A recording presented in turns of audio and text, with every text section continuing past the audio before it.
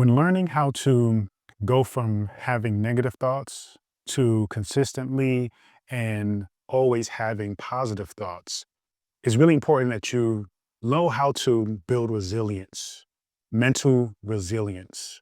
Now, what I'm going to do is I'm going to provide you with a multitude of tools that are designed to actually help you do that. Because though resilience is something that we identify as just being strong minded, strong willed, right? Having an extreme, immense amount of focus on one particular thing, it often associates itself with having to push through a struggle, right? Having to make sure that no matter what comes your way, right, that you're tough enough, that you're strong enough to actually get through it. And though, yes, these tools are designed to help you get through that particular phase of a transformation or that particular part of manifestation and materialization, it's important though to understand that that is just the beginning of the process, right?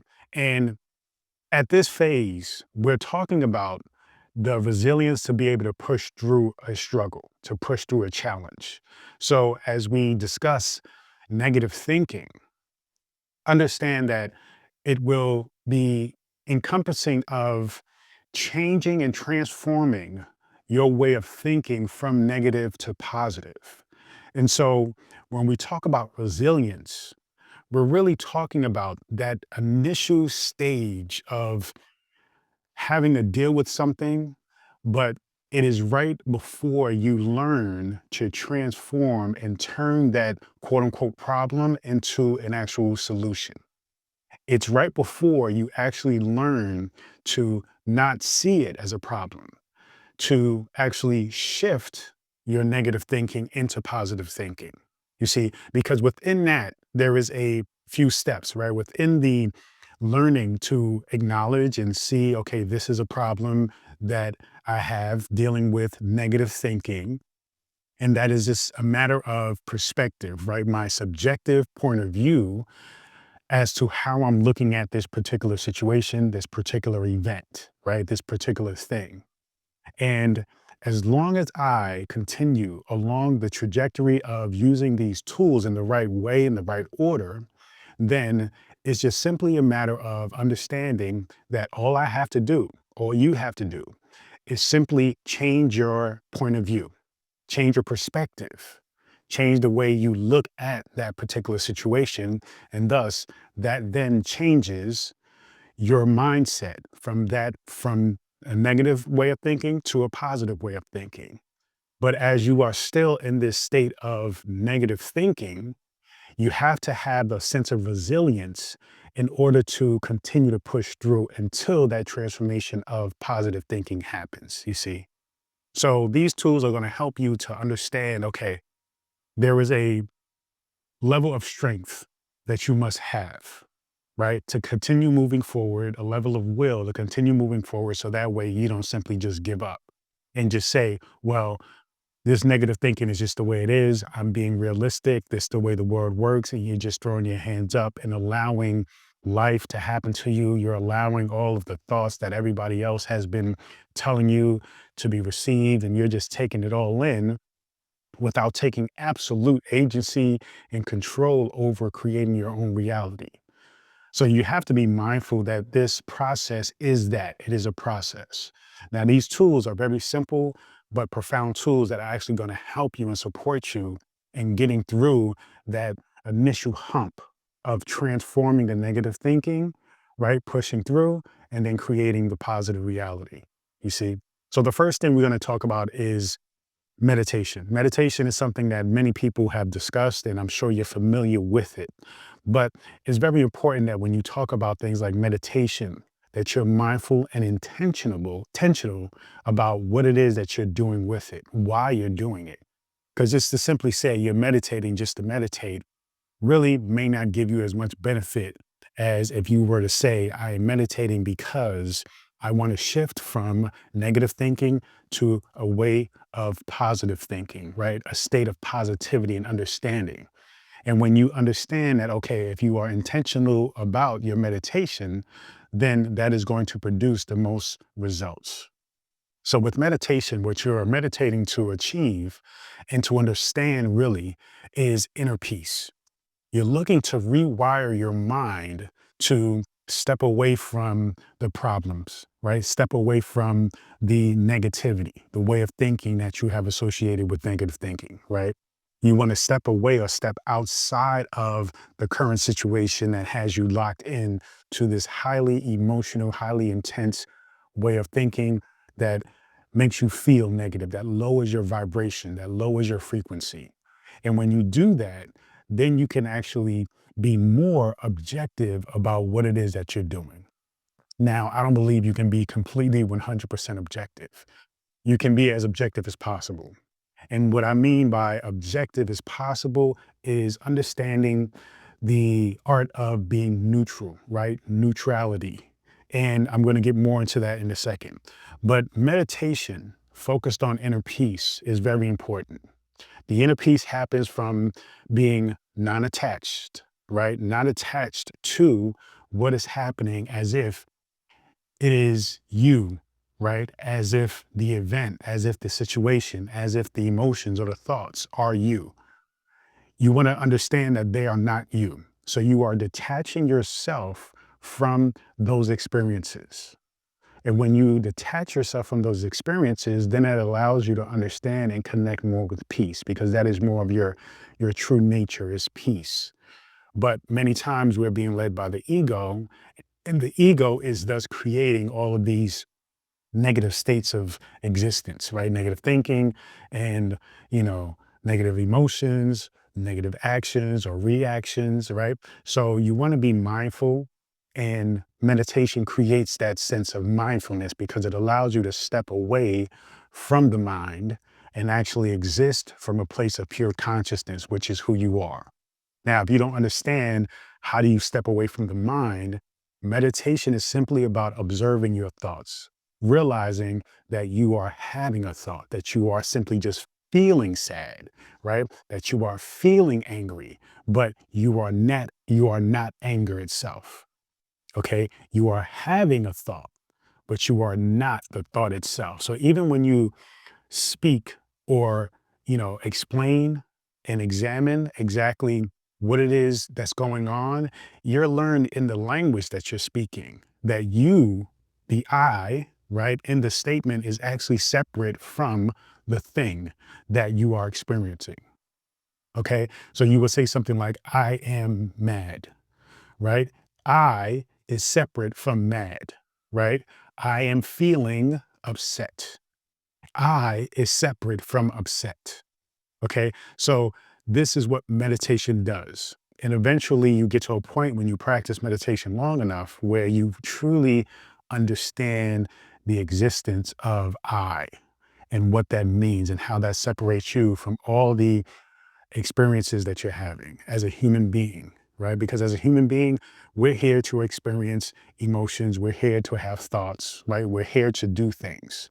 But we must understand that those things are not who we are. They are just things that we are here to do, you see? So getting back to neutrality, right? Being neutral is a byproduct of meditation. Because when you are practicing meditation, it allows you to, again, step away from the things that you are experiencing, the things that you are feeling, the things you are thinking. And it allows you to be more of in a neutral space. And even in that neutral space, yes, you are still subjective because you are having the experience, right? You are thus creating that experience. But it allows you to be more in alignment with a balance of existence of all things. So you must understand that being neutral connects you with your higher self. And it teaches you how to connect with consciousness in a higher reality. So you understand that, okay, if you are practicing meditation and you recognize that, okay, I am learning to change my negative thinking into positive thinking. And meditation allows you to step back and observe whatever your life situation or current situation is and look at it from a pretty much wider lens or a bigger picture so you can see everything that's going on and where it's leading you. but you're at a space where you're more neutral because you realize the idea of negative thinking and positive thinking is subjective and a matter of point of view. But if you change your point of view, then you become more neutral and then you recognize that it is all good. You see, what I want you to understand is when we think about divine intelligence, when we think about the source, when we think about the universe, God, what I want you to understand is God is neutral, right? God is a neutral entity. God does not have a sense of this is good, this is bad. That is us. We are projecting that state of existence or that thought process, right? But it isn't the case for the creator because the creator created everything, all things. So therefore, all things are essentially good, right? And that's what I mean by being into that neutral space of understanding that it is all good. It is just our perspective and how we perceive it from our point of view, right? And along with our experiences, then we define it as something that is bad or something that is good. So just like with your quote unquote negative thinking, it is you just simply not knowing how to be in a neutral space of recognizing that all of it is good. We just simply have to be mindful about how we are looking at it, how we're addressing it, how we are receiving it, how we are then taking action and moving with it to create the reality that we desire. So you have to understand that being neutral is really being in alignment with your purpose because you're not attached to these short moments of emotional, you know, outbursts or triggers or reactions. You're actually just coming from a place of, okay, what is the big picture here? What is it that I am here to do? What is it that I desire, right? Of my existence, of my stay here in this planet at this moment. And whatever it is, if it is to have fun, if it is to make deeper connections, if it is to just be a good person, whether it's to be an amazing writer, an artist, a business owner, be an amazing spouse or partner, whatever that is, you have to understand that being in a neutral space of recognizing that all of those little bits of random emotions that come about, they aren't significant for you to attach yourself to. And thus, it allows you to take a real step back to actually observe the big picture and be your best self as you are fulfilling your purpose. You see, so neutrality is really the state of mindfully and consciously going in flow, right? Flow is when you're in the zone, when you're just on it and you're about your business and you're completely focused and you're not distracted and you're like loving it. You're passionate about it. Time is going by fast. Your energy is still staying high. Your vibration, your frequency is still in a high level of peak performance, right? So when you're in that mindfulness to be neutral, then it's easy for you to align yourself with purpose.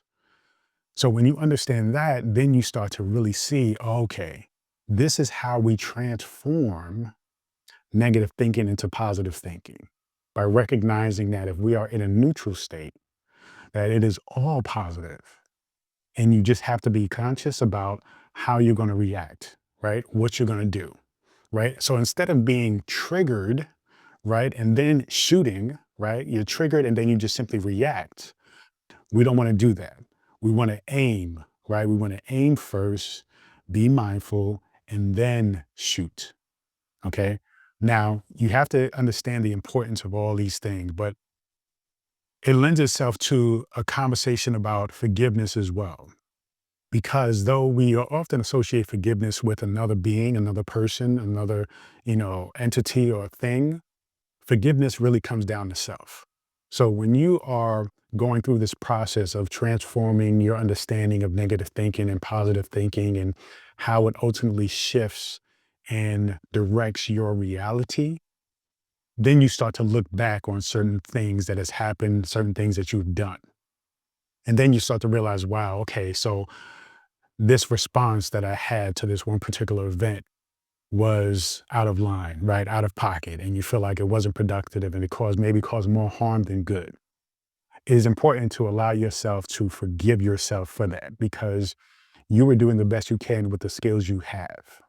And now that your skills are more evolved and you understand the concept of being neutral, the concept of transformation of, negative thinking and positive thinking, and that it is all positive and that all of life is essentially positive. You just have to change your point of view about it.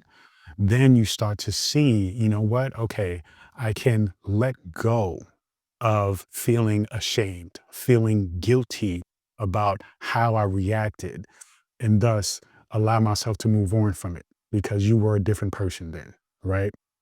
So you have to allow yourself the forgiveness and just simply let go of the past in that sense. Yes, we want to learn from the past, but we want to forgive and understand that there's a transformation, there's an evolution happening from who you were, from the ego identity, right, into the transformation or the self realization as to who you truly are, right? Consciousness, the truth of who you are. So when you understand that, and again, the truth of who you are, consciousness goes back again to that I am. You are the thing that is having the experience, that is feeling the emotions, that is having the thoughts, but you are not those things, you see? So going back to neutrality, recognizing your power is to actually observe, witness those things that you're experiencing, the negative thoughts that you're experiencing. And then as a conscious creator, because that's what your consciousness is, then you create whatever it is you want to feel, whatever it is you want to think that is in alignment with whatever it is that you desire and wish to create in this life. Okay. Now, the next and final thing I want to talk about is faith and trusting in the process, because this may take time. Okay. So play around with this concept. Don't feel like just because you heard this today, right now, that it must be implemented, that it must be perfect. It is a process of transforming and reprogramming your subconscious mind. It is a process of letting go and forgiving your old self and thus accepting the reality that that isn't who you really are and that you are now transforming into a state of understanding your true self. And that is a transformation that needs to happen. And in that transformation, it requires faith and it requires trust. Okay. So trusting yourself to come to this self realization. Have faith in the process that the more you contemplate, the more you think about this concept, this understanding, the more you consume it, the more you read it, the more you listen to it, the more you watch it, it becomes a program in your subconscious. And then your subconscious becomes a tool for you to actually be your true self, which is often what people say the best version of yourself. But I acknowledge it as really your true self, your truest potentiality, your true essence. So recognize that these tools are meant to build a resilience of dealing with the transformative process, right? Because transformation initially can be difficult, it can be challenging. And so, as you are dealing with this shift, the resilience that is needed is just to get you through to the point where your awareness, your consciousness, your reality, right, the way you think is not something that is driven by will, meaning that you just have to kind of like work it, but it becomes who you are. It becomes your very being. And that's what resilience is required for, right? Resilience is just required for that initial stage of transformation where it's a little bit tough because you are changing. But then you reach over that hump where the change is. Then resilience is no longer required. The only thing that is required is you simply being and you simply understanding. And then you simply just continuing to go with that momentum of knowledge and insight and wisdom. And that's essentially how you begin to really understand the significance of stopping these negative thoughts and going into a reality of only positive thoughts, because now you have a true understanding that in reality, everything, and I mean everything, is positive. Thank you so much. Feel free to go to drabundant.com, subscribe to my daily newsletter, get access to this free ebook, and so many more. Continue to join me on this journey. Peace and abundance always.